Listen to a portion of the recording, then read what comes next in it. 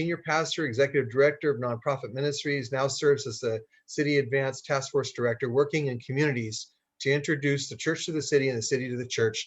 His favorite byline is that people of good faith, working with people of goodwill for the good of the city. Sam, take it away. Hey, thanks. What a joy to see what has happened already today.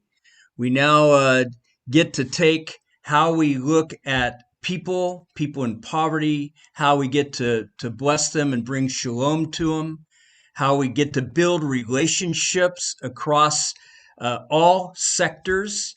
And now we get to talk about how do you really engage a city? How do you bring everybody together, all the stakeholders at the table at the same time? A little bit about me. 50 years of ministry, 21 years in youth ministry with Youth for Christ, then senior pastor, also working in the community, the chaplain for the police department, chairman of the board for Chamber of Commerce, working within the city, doing substitute work within the school district, bringing leaders together so that they can work together, work through all the issues that cities face.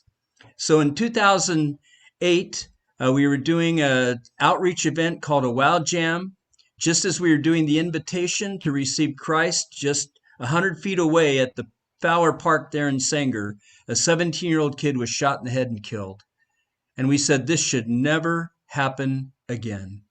And so we met with some city leaders, the city manager, chief of police, superintendent of schools, a number of church leaders, and said, what are we going to do? And out of that, the Sanger Community Task Force was born. Now we're 12 years later, and as we are working together in Sanger, there are now over 450 people involved in the task force, over 90 agencies and organizations, and outcomes have been fairly overwhelming. You can see the video. And George put down the link to the video. We won't take the time now to show the video, but if you haven't seen it, please go see it. It describes what has taken place in Sanger. So the Sanger Community Task Force, here's a number of the groups that are involved. Like I said, about 90 agencies and organizations, fully cross-sectored, and that's what's important about a task force, which is different than collaborative initiatives. The spectrum of needs that have been addressed, collaboration and networking always takes place before and after the meeting. Homelessness, restorative justice. We have 16 trained mediators for restorative justice in Sanger. Reedley, of course, has the award-winning restorative justice work with them, and we've sort of modeled after what Reedley Police Department has done. Providing resources, making sure that all the food distribution places know what the other one is doing, communicating and collaborating together. Faith-based is really important. We've done outreach events. Faith-based groups have adopted schools. Mental illness, we have over 90 people that have been trained in which is called ASSIST, which is suicide prevention and awareness. We brought in those faith-based groups on human trafficking, training our police department how to look for that. Suicide, we've addressed graffiti. We actually, through the task force, bought a $150,000 truck and hired a person with an app that you can now take a picture of that graffiti, and then it goes to the website. The truck comes and cleans it up. National Night Out and CERT, Community Emergency Response Team. Over 40 volunteers now with the CERT team that came out of the task force. Businesses, we're working on economic development, and a lot of business leaders are a part of the task force. The purpose of a task force, of course, is to facilitate communication, coordination, collaboration among stakeholders operating in the city. So we need to get everybody together, and it's important that we do that. The goal of a task force is to identify systemic issues that impact residents within the city and facilitate workable solutions for the overall health and welfare of the community. And finally, a definition. City transformation is when there is a catalytic movement that motivates diverse leaders to cooperate around commonly held objectives that transforms lives and communities. As we do that, we see some of the core components of a task force is the catalyst starts moving it. For us, it was the death of a 17-year-old child. Tonight, I'll be going to Wasco and meeting with city leaders there. Their catalyst is crime. They are really working through some major issues in crime. And so they've asked that a task force be set up so that they can address that particular issue. The connector moves everything together. The convener, of course, is the organizer. Every community has each of these people. Sometimes it's the same person, but most of the time it's a different person that takes that role. Then we also need to know that it's cross-sector, social, private, public. So churches and nonprofits, businesses, city and school, making sure that they're working together. The 7 mountains is another way to explain that. Arts and entertainment, business, education, family, government, media, and religion. In other words, all the stakeholders at the table at the same time. Again, collaboration, commonly held core objectives, doing good together. And as George said, people of faith working with people of goodwill. Now that's a real problem. People of faith many times don't know how to work with people of goodwill and feel like, boy, they're going to diminish the gospel. I won't get to share. People of goodwill have been assaulted by people of faith. Anytime that a person of goodwill thinks that I'm just in it to get another notch in my Bible, that the only reason I'm meeting with you is to share my faith, boy, it's game over. People of faith have got to reach out and do what God has asked us to do, and that's to love our neighbor. And by the way, that's sort of been our theme for our entire conference this morning, is how do we love our neighbor? And I think that the task force with people of faith reaching out and leading from the front really makes that happen. I do believe that the church has abdicated its responsibility to love their neighbor like they should. We've given up the leadership, and in many sectors, the church has become irrelevant. So the church needs to step back up and engage with people of goodwill and make that happen. Contextualize what is realistic for this specific place. What does it look like? Every city has its own ecosystem. So in Marysville, which you'll hear about in a minute, it's got a different ecosystem than Shafter. And Shafter has a different ecosystem, way different ecosystem than Santa Ana, California. So we need to contextualize how we do a task force and what it looks like. And then, of course, there's the trusted steward, the facilitator, the neutral convener. And we'll talk about what that looks like in a minute. And then, of course, the core objectives need to take place, commonly held outcomes. For the neutral convener, there's the call, it's leadership, respect, and influence. It's usually, the Bible calls this person the person of peace, and they are elevated by the group. But there are competencies, there's skills in order to facilitate.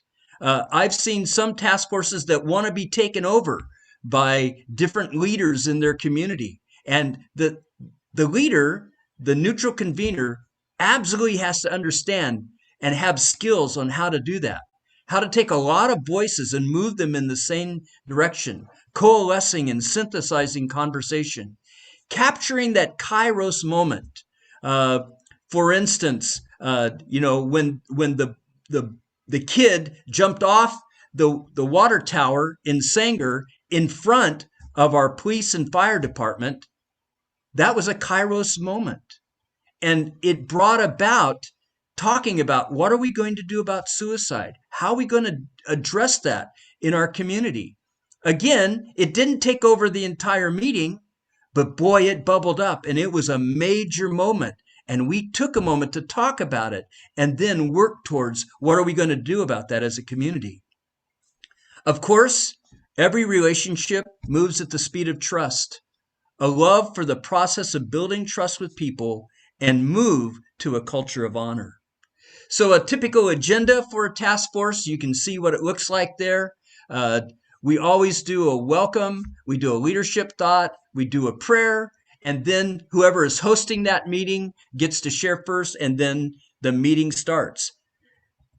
A sample task force meeting, everybody has a seat at the table, you take a breath, you introduce each other, you leave the agenda at the door and bring your resources. The leadership lesson, of course, is value added. We have a prayer at every meeting. Not too long ago, there was a situation in our community, and I was thinking about the meeting and what needed to take place, and I forgot to ask the person to pray. And a person who wasn't even a believer said, "Pastor Sam, you forgot to pray." And it was just wonderful as we prayed for the need in that at that particular time. Then the host starts the meeting.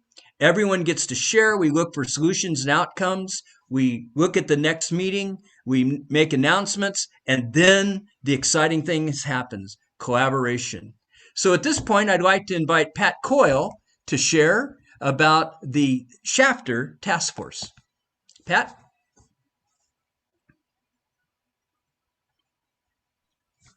Thank you, Sam. Good to be with you all this morning. And I'm going to give a shout out to Randy White. Randy trained one of the members of our church who started a nonprofit in our area, listened to Shafter. And it's been good to connect with him over the years and see how that has played out in our local community. I have the privilege of being the senior pastor, lead pastor at Shafter Mennonite Brethren Church, and I've been here since 2001. Known Sam since 1987, so we have a long-standing friendship, and we were reconnected actually through this young woman I was describing earlier. And Sam began to share with me the task force concept, and that was something that was on my heart as a pastor. My background from college and high school is in sports, particularly wrestling, and I was a wrestling coach at Chowchilla High School and youth pastoring when Sam and I did some ministry together in neighboring churches. And I've always had a desire to be part of the community. And God has always put us in smaller communities. We were in the Midwest before we came back to Shafter. And in the Midwest community, I was very involved with our church, but not as much with the community, a little bit more as my children got into school age. And so when we came here to Shafter, I was looking for ways to do that. I have found that a lot through sports. I still coach wrestling with a small kids club locally. We host sports camps in our church and use that as a format for sharing Christ and kind of a sports vacation Bible school approach that we do in the summers. But when Sam introduced the concept of a task force, it really appealed to me to be able to bring believers and non-believers together for the common good. We had our first meeting October 10th of 2017, which doesn't seem possible. We've been going this many years. Our average attendance is usually, when we've been able to meet in person, we were averaging usually around 15 to 20. Our contact list is around 100, but we have a lot of coming and going like a lot of groups. Since we've been on Zoom this last year due to COVID, our attendance has still stayed up around 15. So that's been very encouraging, and probably the biggest compliment I've received this past year, besides being able to come together as a task force, is thank you for facilitating this. People want to be with people, even by Zoom. And so our first few meetings when we did that, I received a lot of thank yous for doing this. It's good to be with one another and continue to share in the common good here in Shafter. Like most task force, we have a nice variety of representatives from the city, from police, from our local. One of our most enthusiastic members is from our local library. He is the librarian of the century. This guy is really big on education. He works very closely with the Learning Center, which is part of our city effort to raise the overall educational level in our community. So a lot of collaboration there already, and we've been able to continue to facilitate that. A number of churches have participated, a police department, various city representatives, educational representatives. So we have a nice cross-section of our community. One of our most active members is actually, she and her husband own the local sanitation company. They're actually based out of Wasco, American Refuse. And she is just a go-getter for what we're trying to do and always bringing ideas to the group. Let me just give a couple of examples of what we've been able to do the last few years. One of them came as a result of a young woman named Melissa Bergen. Melissa went through the master's program at the FPU seminary under Randy White in community development and has since started an organization called Listen to Shafter. And through that organization, they have had an annual Christmas store, which has gone, I believe, about 4 to 5 years now. It wasn't original with them or Shafter. It actually started at one of our sister churches in Visalia, but it's designed to not only meet the needs of families who would really struggle to provide for their families at Christmas time, but also to give them dignity. And so they get churches and other organizations involved purchasing gifts at a full price, and then they sell them at a much smaller price. So families have the joy of shopping together, being able to actually pay for the product. They wrap it together. There's lots of interaction during that time. And it's just been a wonderful opportunity for us as a church family and other organizations to really care for the families of our community. And we've had well over 100 people not only participate by volunteering, but also those who are cared for, the families in our community. Another event that the owner of the local refuse company put together was a cleanup, and just going through your community and cleaning it up, making it look nicer. And we were able to do that 2 years ago. They'd been doing it for several years, but through the task force and the communication and collaboration, we had well over 80 participants that participated, and they were thrilled. They'd never seen that many people show up, and a lot of it was just simply communication. I was encouraged that the largest group represented was our church, so as a pastor, I felt very good about being able to serve our community and just simply through our actions, let our neighbors know that we love them and care for them. I think that probably the thing that I come away with as a local pastor is the relationships I'm able to build, to have the privilege of bringing this group together, whether it's in person or by Zoom, and facilitating as a neutral convener, communication, relationships, collaboration. It's just, I just look forward to it every month. It's really an exciting opportunity, and I've built some great relationships with fellow believers in our community, but also many non-believers, and that's a wonderful privilege. We've like Sam shared the agenda. We have a very similar one. We always have 3 questions before us as we meet from month to month. That is, what are the identified needs in our community? What resources, agencies, organizations, et cetera, can help meet that need? And what kind of timetable are we looking at? So we try to keep those before us to keep moving forward on projects together, and have seen some good results. Another thing I like to describe our task force as, and I'll close with this, is we like to think of ourselves as a what if group. What if we did this? What if we did that? And as we kind of talk together, dream together, collaborate, it's just been neat to see some of these what ifs become an event that was started and talked about at the task force. So it's been a great experience in Shafter. I appreciate Sam's coaching and encouragement, and we're going to continue on. Hey, thanks, Pat. Really good. We'll move to Steve Bresler. So here's Pat. And Pat, how big is your city? About 15,000. So we got 15,000. Now we're going to move to a little community of over 300,000 in Santa Ana, California. Steve. All right. And we're more in the beginning stages. So that's sort of an interesting part of our story, is how do you get momentum going in such a big place with so many things going on and so many people that are, got really busy schedules. So we've been operating for about a year and a half. Sam came down and was a part of that. We even had maybe like 6 people that we sat for months, just for the initial meeting. So I think that was part of, you know, the good groundwork, because I think we had to sort of talk through how we felt this thing could be pulled off, who should we invite, and then we had Sam come down and make the initial presentation. And I think one of the good things about that initial presentation is we had somebody give us a meal at the DoubleTree. It was a very nice event, but each person went around. They introduced who they were, they introduced themselves and what they were passionate about. And so it was a listening time of going around the room. And after we went through that, there was like 4 or 5 areas that we could hear as common themes. And so those are the areas that we picked to focus on. And so how we structured ourselves is our task force meets once a quarter.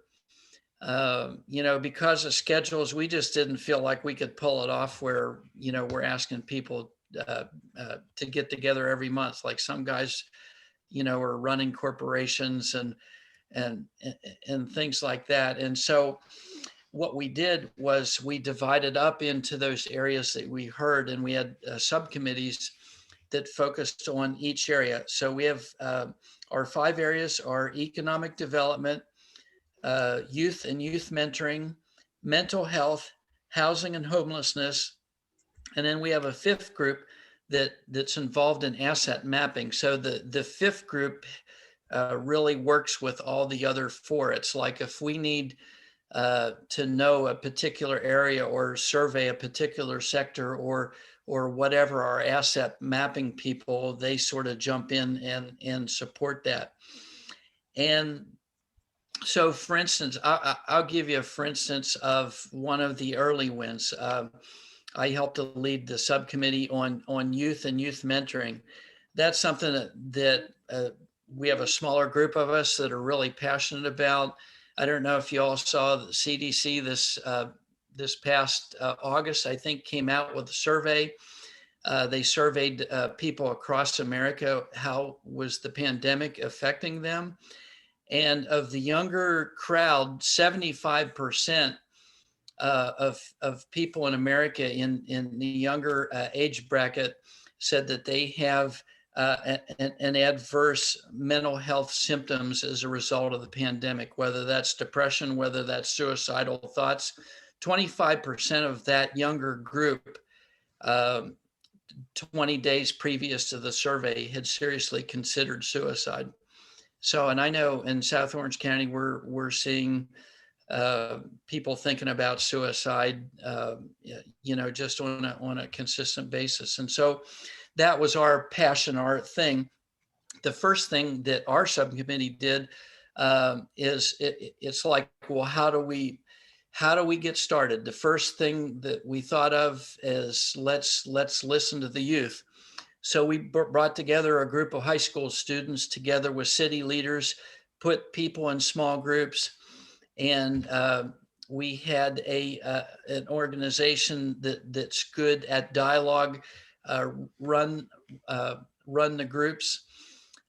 One of the things that we, it's like my wife and I, we mentor hundreds and hundreds of kids in Santa Ana on a regular basis. I didn't realize the depth of pain. So that was discovery for us of how much pain, how much pressure that the kids are feeling, how despondent they're feeling, how isolated they, even with cell phones, how isolated they are becoming. It was in a sense numbing.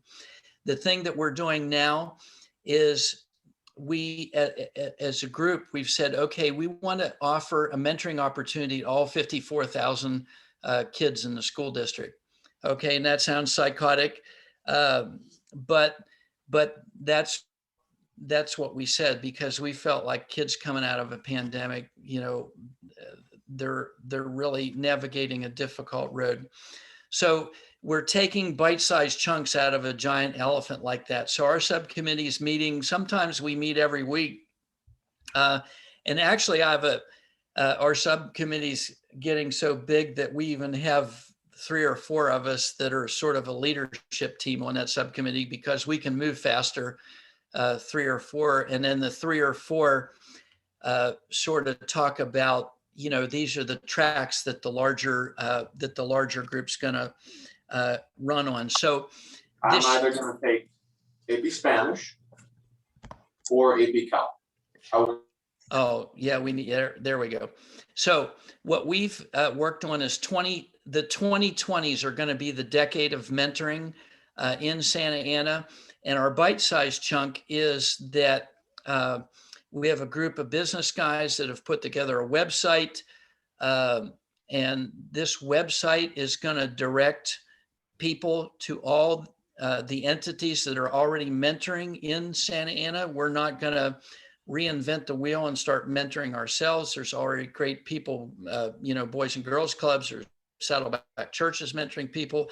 There's all kind of, and so we've developed a website, and what we're going to do as a group is we're going to start funneling people in. So we're going to approach corporations, we're going to approach churches, we're going to approach all kind of community entities to say, here's the need. And so from time to time, our larger group will do events to bring to light, what's going on. But the whole idea is that as a subcommittee, we're mentoring people. So the goal by the end of 2020 is to get this whole system up and running where we're putting people through the pipeline.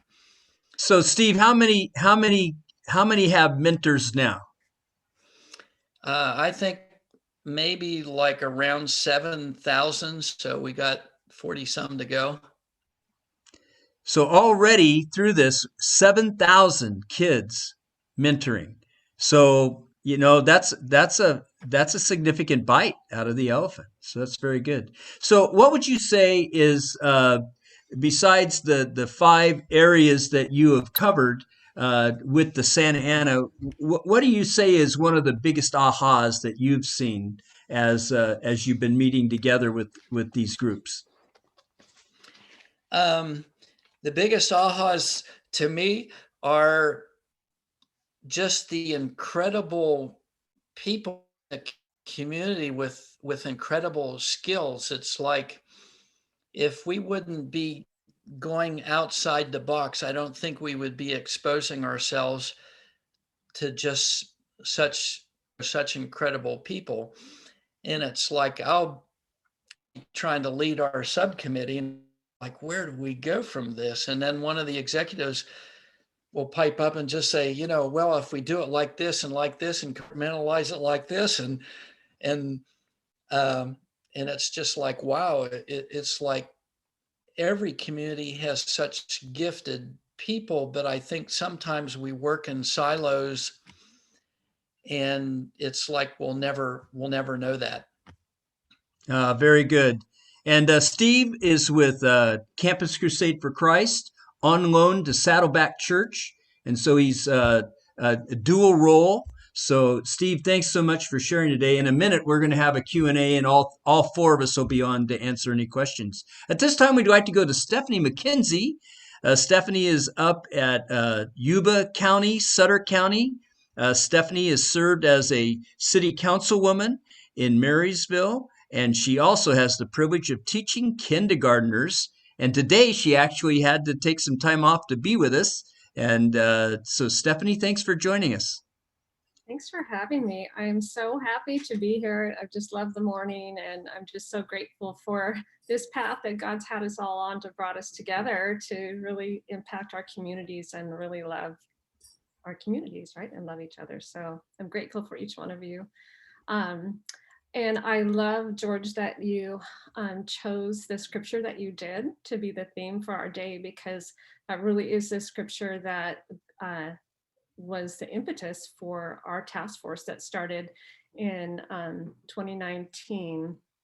I was actually praying in 2010. I lived in Hollywood, a little rural community outside Marysville, which is only 12,000 people itself. And then Yuba City right across the river is about 70,000 people. So our community is about 100,000 in the 2 cities, and then 200,000 in the greater 2 communities or counties.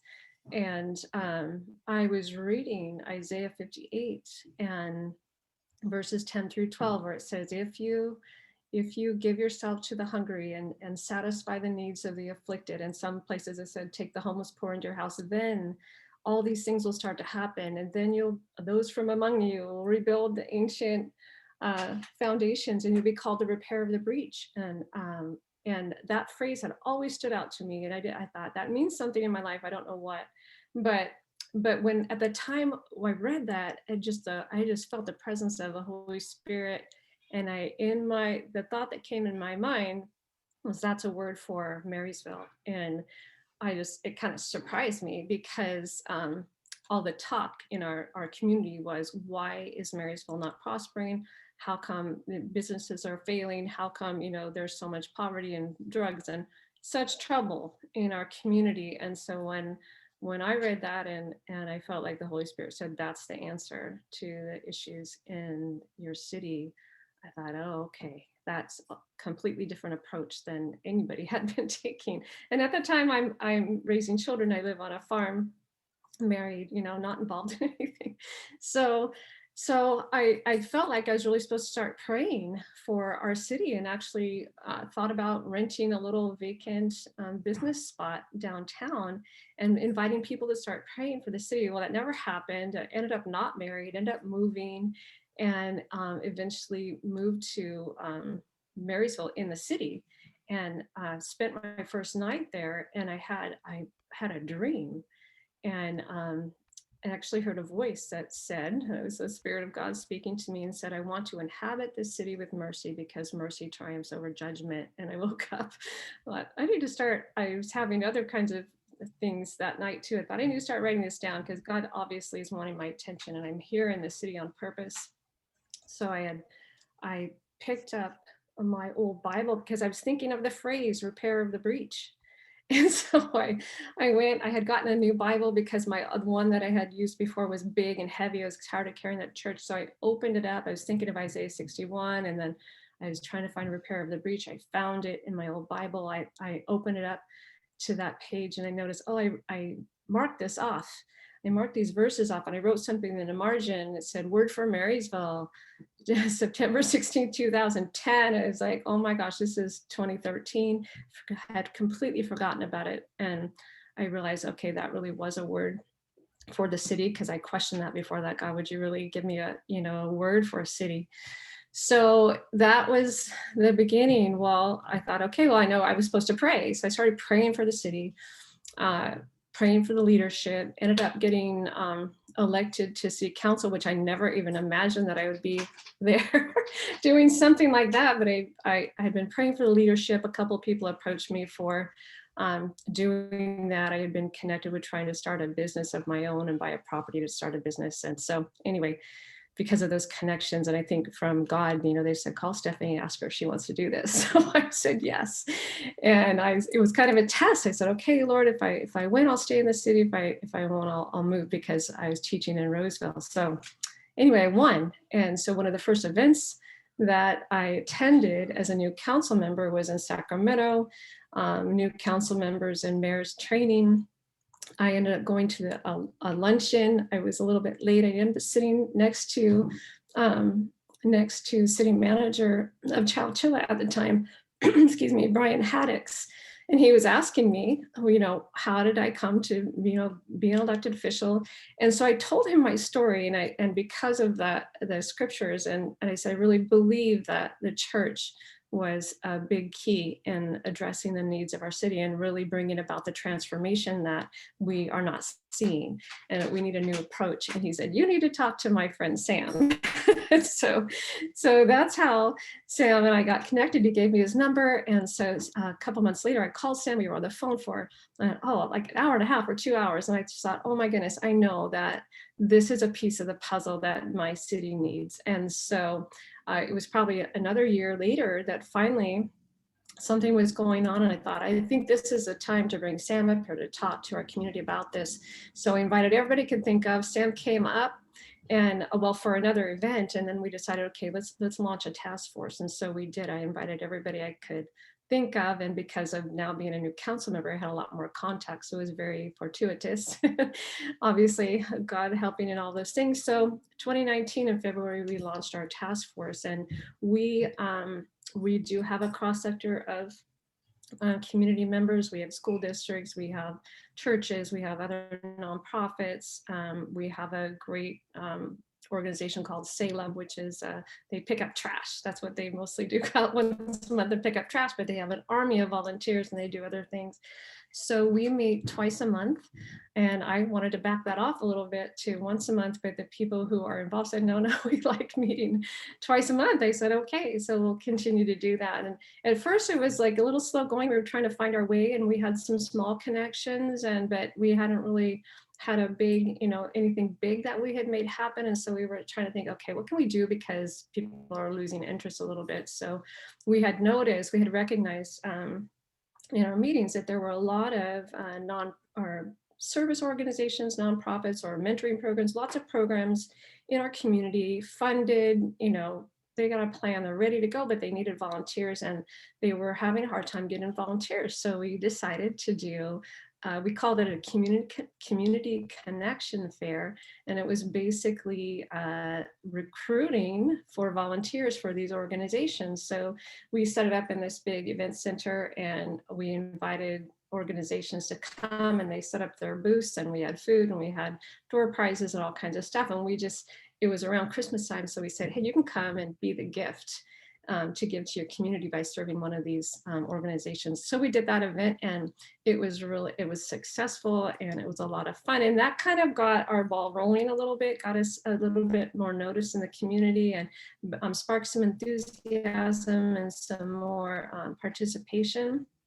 And so since then, we've really done some great things. And I think one of the amazing things that has prompted more and more outcomes for us has been the relationships that we have all developed by meeting together and working together. And I think that's been one of the, I see that our members really embrace the vision of community transformation through the partnerships and connections that we're making, and also that they see the value for their own lives. We have created lifelong friendships in these couple of years. I've got friends in the task force now that I didn't know, on day one, and now we're fast friends, and will be, I'm sure, for the rest of time. And so one example of one of our members who, he is always advocating for the task force, trying to pull people in. He's a member of the Mormon church, and they just knocked down the church in Yuba City to put a temple there. And so he just loves the whole vision of the community helping each other, members of the community helping each other. So instead of trashing all of the things inside their building, he went through the task force connections, and they gave pews, they gave chairs, they gave lights, they gave whatever they could give to somebody to be a blessing and to help. He wanted to do that because he loves this relationship building and community connection vision of the task force, and helping each other, being a blessing, and using our resources together to do good together. So that's been really precious to me, really, that he has found so much value in that. Another great thing that happened because of that, members valuing what we're able to do together, and just valuing that relationship. We had a person who has not been connected with us with United Way at the beginning of this whole COVID thing. He recognized that the food pantries and the food banks were going to have a high demand because of people being out of work. So he just mentioned that to one of our team, and they said, we need to do something about it. And so our friend Virgil, he said, you got to bring this to the task force. We have to do this together as a task force. And because one person's not going to get the glory, we're going to do this together. And so in 1 week, we put together a team, created a plan, and launched this whole operation to get donations of food, cash, volunteers to deliver food. It's been amazing, and it completely transformed our food bank operation, the food pantries. It was not going well before at all. It really was bad, and now it's beautiful. And it was because we got involved together as a community to address the need, and it turned into something really great. So really excited about the things that have happened, looking forward to what we're going to be able to do next. We're trying to work with the school district. They have heard about Sanger and the transformation in the Sanger School District because of the involvement of the task force. And so our school district is really interested in trying to work with the community to have the same kind of outcome here. So that's kind of our next vision for change here. That's great. Thank you, Stephanie. So as you can see, a task force is all the stakeholders getting together. When you are together, then initiatives can take place. And you'll have people who have a passion for homelessness or for crime or for education or for health. And out of that task force bubbles up the needs in the community. And then because all the stakeholders are there in the community, now when that thing bubbles up, you can now have the resources there to help meet that need. So that's a little bit about a task force. If you have any questions, feel free to ask right now. You can also put a question in the chat.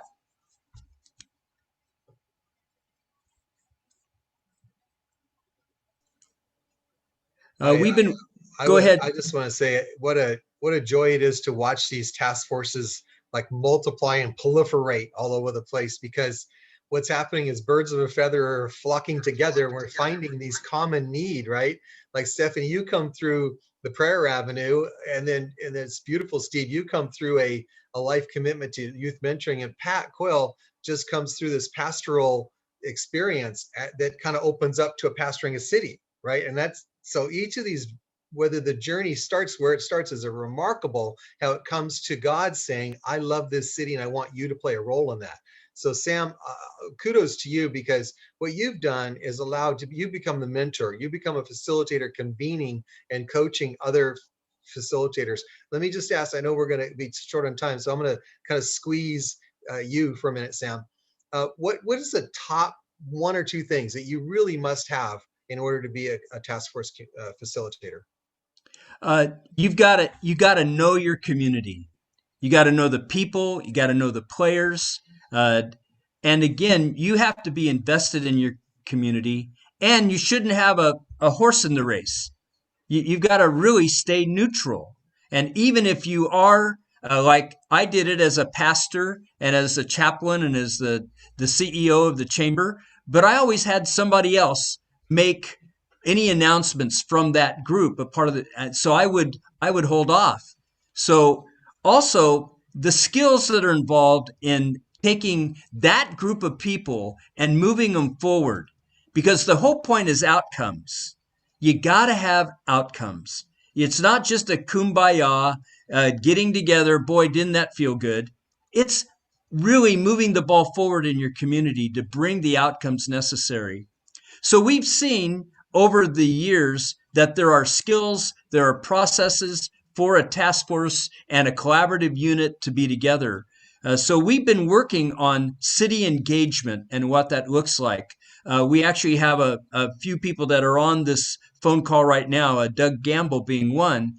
We are actually putting together a resource that will become a book that will now help people to know these are the steps. This is what it takes. These are the things you need in order to engage your city and bring about these kinds of outcomes in your city. So look forward to that come. I'm thinking within the year we'll have that resource available. George, back to you. Yeah, Sam, I have a question. Okay, go ahead. Go ahead, Alan. What's the largest city you've done a task force in? Santa Ana right now, 300,000. Well, maybe we can double that. Our mayor, I've heard, has a lot of great ideas for He changing does. the city, and I think he's going to need some help.